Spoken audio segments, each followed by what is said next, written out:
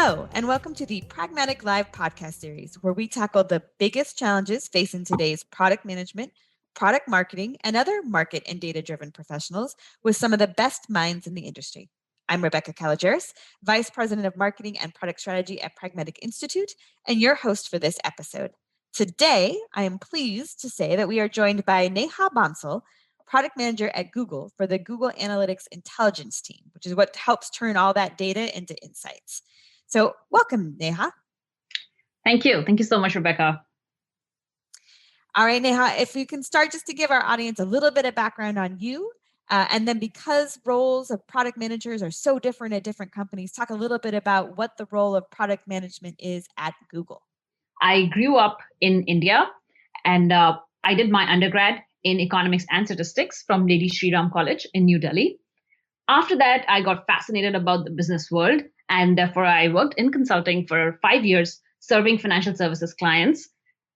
I did a lot of data analytics and got very interested in the analytics field in general. And just to explore what else is out there in the world, I decided to pursue my MBA. I went to Columbia University and graduated in 2018. And post that, I joined Google as a product manager. My role at Google, as Rebecca already mentioned, entails leading the end-to-end product vision from vision to execution for the Google Analytics Intelligence team. Now, in terms of what does the role of a PM mean at Google? Given that Google is the company that pioneered the product manager as a role, it is a very, very well-rounded role at my company. The role is defined as somewhat like a CEO of a company, whereby you're actually not doing anything, but you are responsible for everything. And I say that with humor because, of course, there is a lot of deliverables on the PM's plate, but there is also a lot of managing what other people are working on and making sure that people are successful along with the product. In terms of the day-to-day life as a PM at Google, it is very much focused on first understanding and laying down what will be the next year or 2 year and 5 year vision for the product. Where do we see the product going? And then we focus on the strategy. And finally, we nail down the roadmap. And once we have that laid out, we then move on to the execution stage for each of the products. And once that is followed by a launch. And then eventually, as product managers and owners, we are also responsible for landing the features or the product.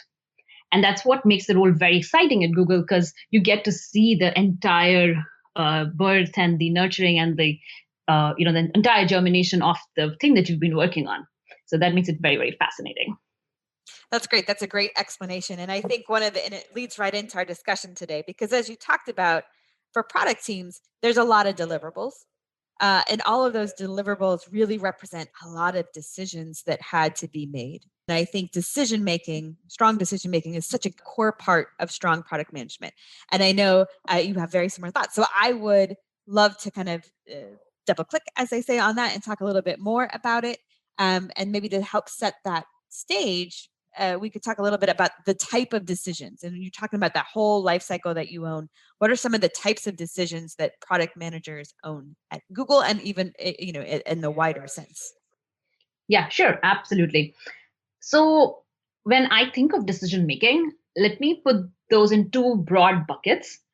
One aspect of decision making is unblocking my team. And the second aspect is ensuring that decisions get made. Right? Now, let's talk about the first bucket, unblocking my team. Now, here, obviously, resources are very expensive in any company for that matter. So as a product manager, it is important for me to make sure that my team members, including engineers, designers, marketing, sales, finance, customer support, every single team has the required ammunition to do their jobs well. And in the process, often they get stuck. So it is the product manager that they look up to make sure that they are unblocked, right? So a lot of decision making needs to be done to make sure that my team members are unblocked. And to give you some examples, those type of decisions are usually things like, for example, what needs to be built and what does not need to be built. right? So often people are very passionate about lots of things. There's a huge list of features that need to be done, but what needs to be built, having a clear roadmap there will unblocks my engineering team. And so that's one. Second example is what would be the MVP that we will launch for a particular product. So having clear decisions around what will that first product that we put out in the market look like, again, unblocks a lot of the teams because they can then plan for that particular version of the first version of the product. The second aspect, which I mentioned, is ensuring decisions are made. What I mean by that is often it could be that it is not the product manager just making the decision. The product manager is also herding the entire organization towards making a decision. For example, how we, for example, decide what is our vision for a particular product.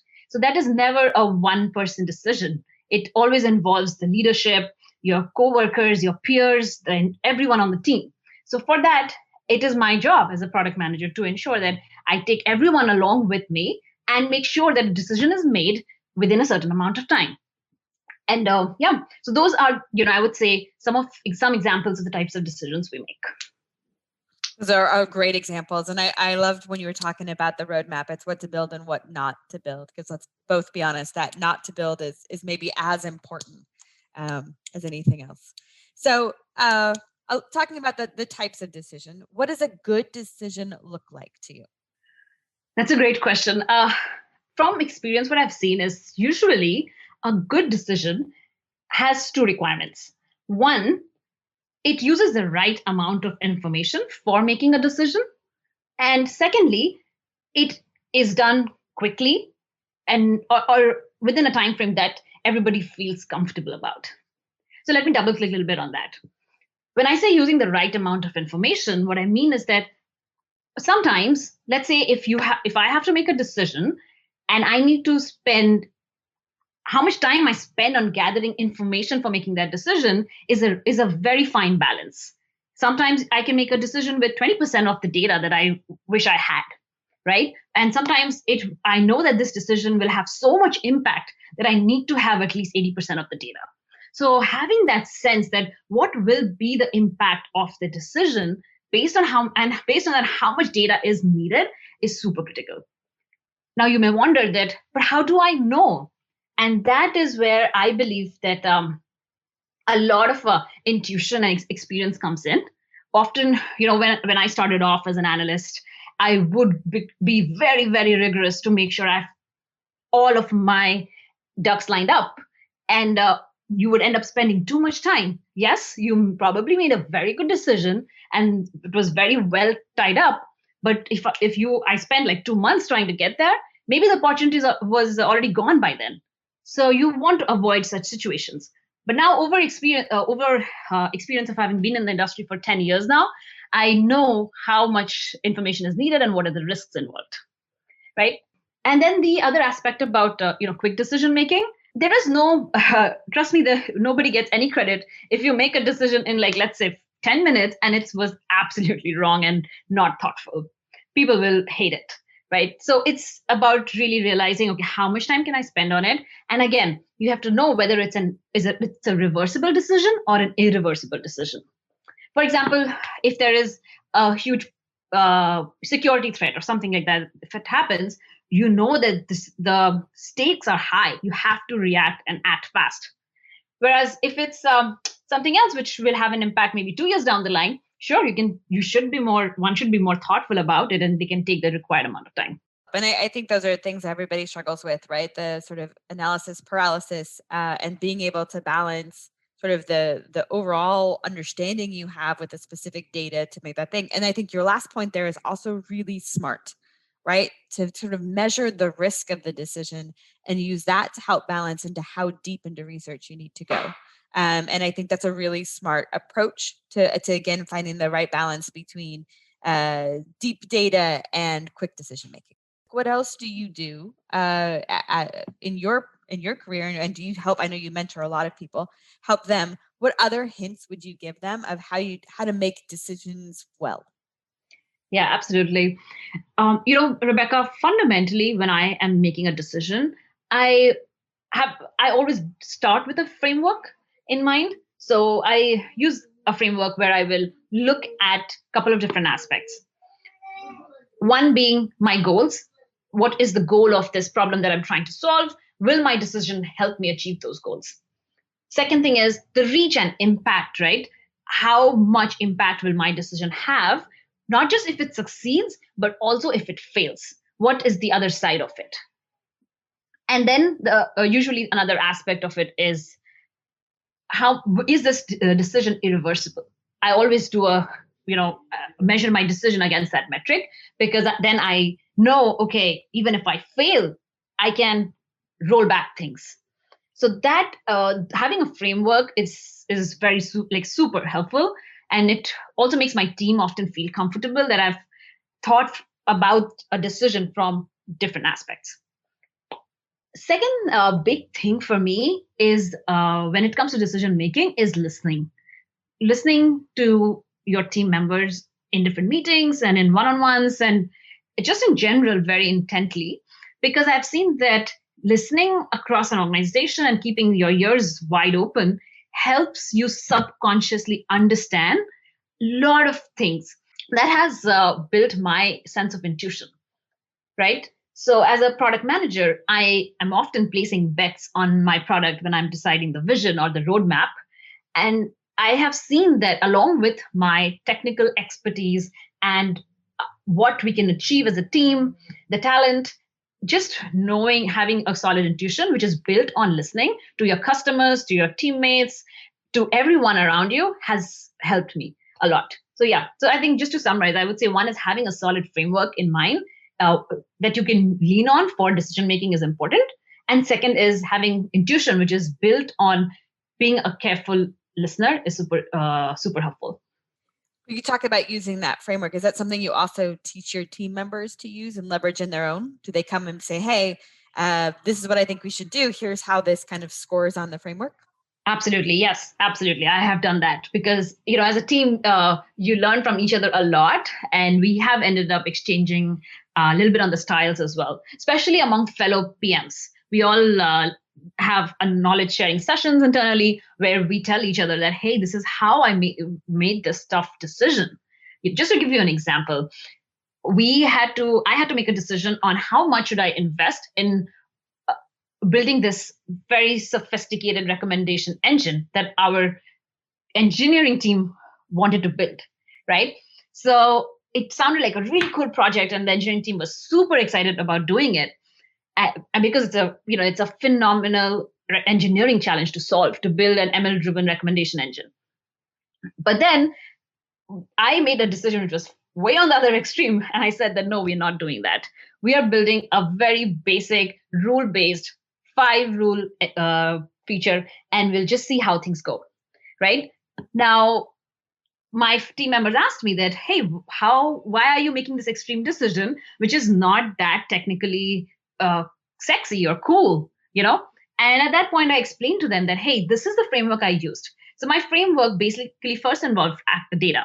I looked at the data of what types of features my current users were already using. And I saw that there was a very clear 80-20 divide. 80% of the usage was limited to 5 features. And that's why I said, okay, when we know it's just 5 things, we should just go with that instead of trying to recommend anything else. Right? So being data driven helped me a lot because that's always part of my framework.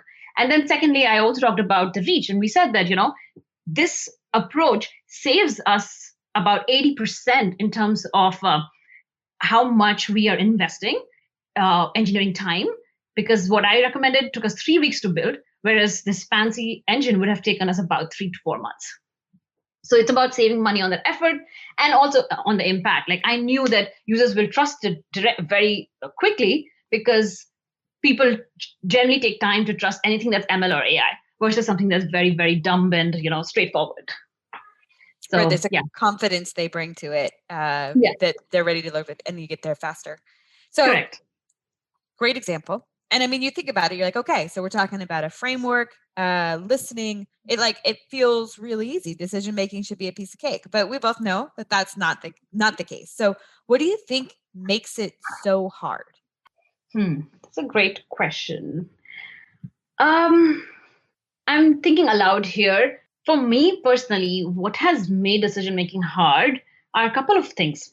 First of all, for decisions that I know I'm solely responsible for, it is sometimes the fear of failure.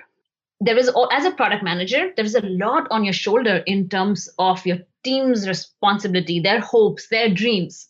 Every feature you launch, my team is trusting me that, okay, Neha has done enough research and this product or feature will be successful, and we will all then be a happier team, right?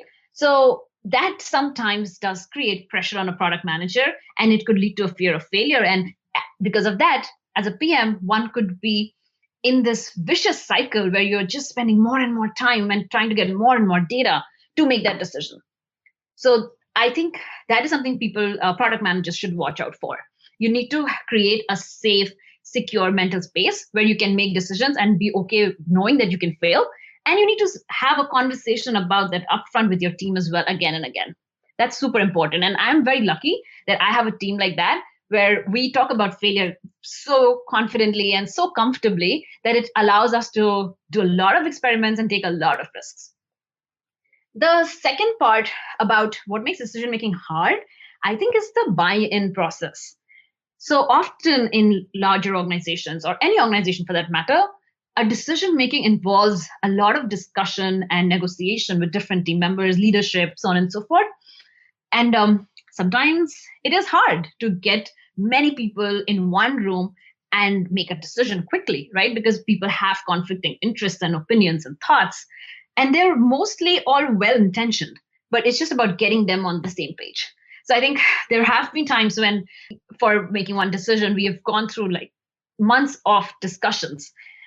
And there are times when, someone will just stand up in the room and say, okay, we are doing this and we need to decide today. So it's always, it's always a balance between how much time, as I said before, how much time you can spend on a decision. But it's definitely on the product manager to help to communicate to everyone that what is the need, what is the speed that is needed to make a decision. Like if the impact is going to be massive, it is the PM's job to stand up in the room and say, hey guys, we need to make a decision today. Otherwise, this is what we are losing. Showing that impact is very, very important. And that's how you can help your team speed up. So yeah, just to summarize, like two big things I feel that makes it hard sometimes decision making is one is the fear of failure from making wrong decisions, and second is getting buy-in from your teams. I think particularly with the getting buy-in, that sometimes where product managers I've seen fall down is when they have such intimacy with their own product and their own market that the decision is frankly quite obvious to them, right? They're like, oh, obviously this is the answer. But they forget that so much of that context and intimacy lives in their own head, and that they still need to bring people along. I think those things that those obvious decisions, quote unquote, are actually the ones where that can trip people up the most because they didn't stop and recognize sort of how far back or how deep they needed to bring the rest of the organization along on their already into their knowledge that they have. I absolutely agree with you, Rebecca. I think that's a very good point. And I would love to talk a little bit about how do we get buy-in for decision making, because I've been involved with this since like my consulting time, and that experience helped me a lot, even translated even in product management. So, to this whole point of how do we get buy-in for decisions, I think there are about 4 steps there. First is documenting your own thought process. Often I've seen that people do not invest enough time to write down what you are thinking and why, and what does it mean overall, like the whole perspective on it, right?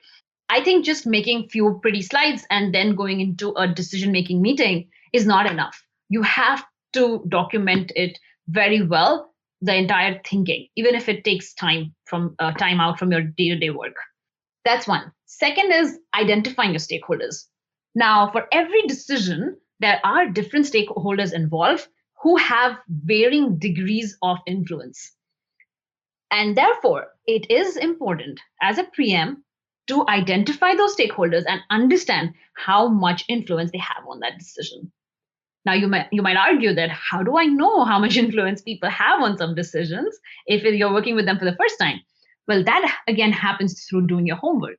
It is critical to do your homework and understand who is involved and why, and what is the historical context, what is this person's goals in career or just generally in the organization. That understanding is what will help you know how much a person can influence something or how much a person wants something really badly and how badly.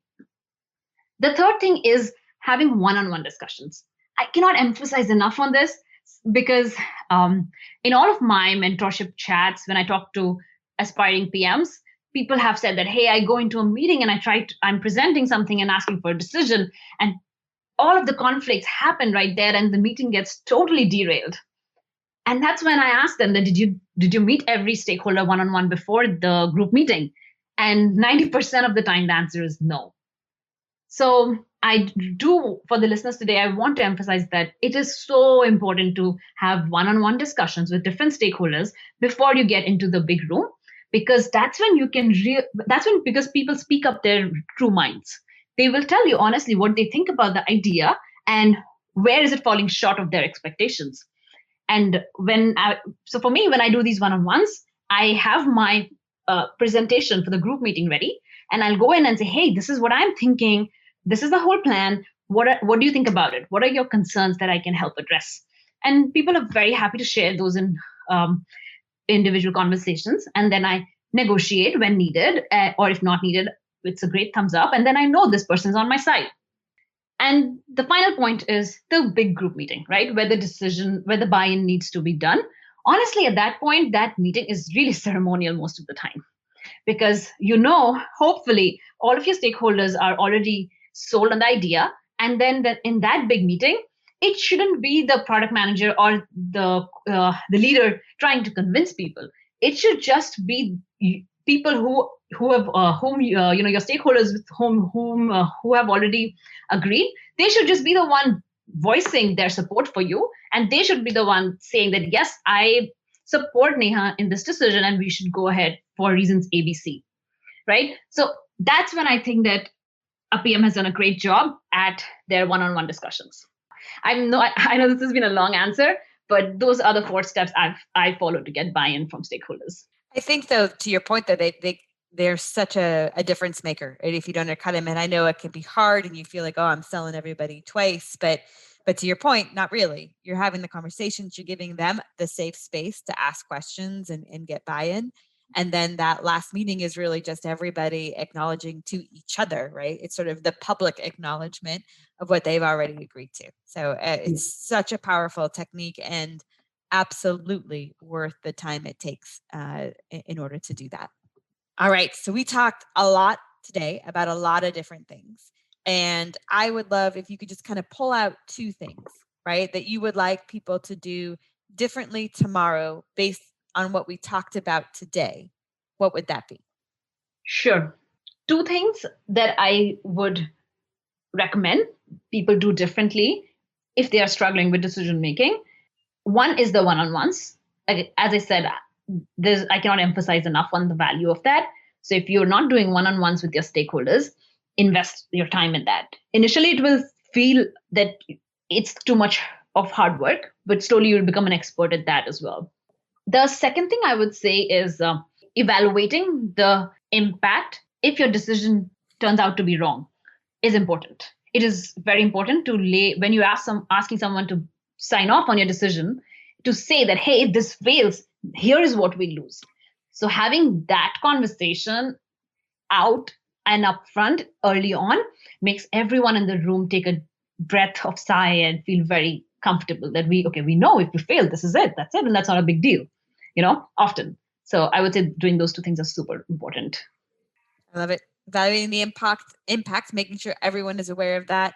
And then those one-on-one conversations with people, 100% agree. Also loved a lot of the other things you mentioned about, using that framework, that the active intentional listening, and really understanding you need to create a safe space to kind of get that fear of failure out. So all good stuff. Really appreciate your time today, Neha. And thank you so much for joining us. Absolutely, Rebecca. It was such a pleasure. Thank you so much for having me here. Awesome. All right. So that does it for today's episode. Thanks everyone for listening. And don't forget to join us next week when we tackle another great topic designed to help you elevate your product, your company, and your career.